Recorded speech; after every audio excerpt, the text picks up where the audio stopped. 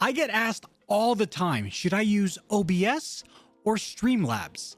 And to that, I say, why not both?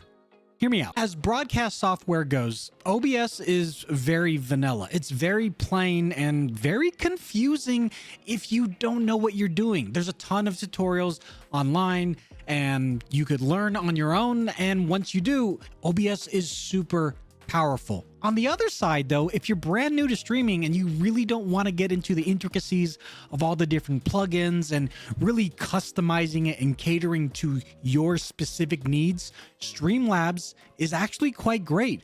You don't get the plugins, but there's a lot of built-in functions and features that you can take advantage of absolutely free. But where I recommend to potentially use both is use OBS as your canvas, as your streaming software, but then also use Streamlabs as your back-end support. Did you know Streamlabs allows you to create emotes or your panels for Twitch or even like thumbnails for YouTube?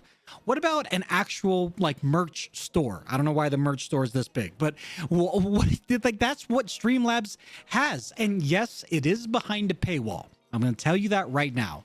There are things that to take advantage of with Streamlabs, you do have to pay an annual or monthly subscription, but to have all that housed in one place and not have to go to 3 or 4 different offshoot websites, that's actually quite useful. What do you think?